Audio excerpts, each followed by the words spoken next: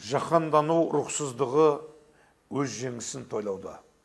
Содан қазір қаншам адам бейім бұлай ойлауға. Мен қай тілде еркін сөйлеп оқи алам, жазалам. Білім, жұмыс, нан табалам, сол тіл менің өз анам.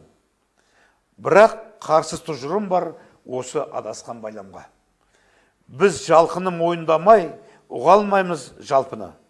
Тіршілікте бір адамды шексіз сүю арқылы адамзатты тану әрі сүюге жол табасың. Және әркім шын қадірлеу арқылы өз анасын, ұғар оның сатылмайтын сезімінің бағасын. Өз ұлтыңның тілін, салтын, парқын сүю арқылы күл әлемдік биік көріліп, ардақтайсың жалпыны.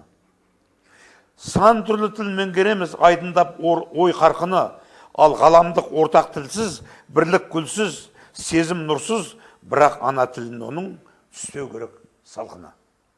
Бұл табиғи жолдан айну қырсық қаупін өсірер.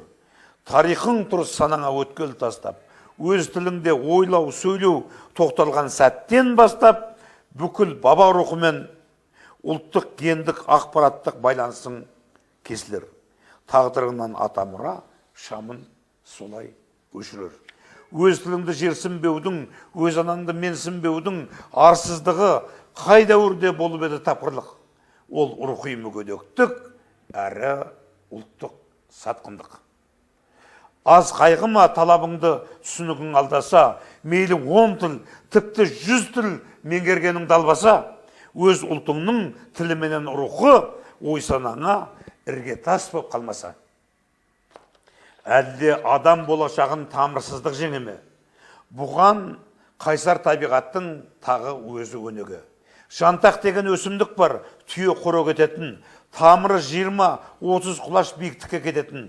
Қызылқұмда бет қаратпас долы даулы ескенде, құм теңіздей толқынданып оңға солға көшкенде, бар қимылы сыртқы күштің ыңғайына құрылып, қаңбақ сорлы тамырынан лезде оңай жұлынып, жел қай дүрсе солай қарай домалап, ықпен сайды бұта түбін паналап, жиі мекен жайын жаңалап, дүниені өз мұң-зары деңгейінде бағалап, тамырлыға қызғанышпен қарап әрі табалап, тұрақсыз күй кешетіні обалақ.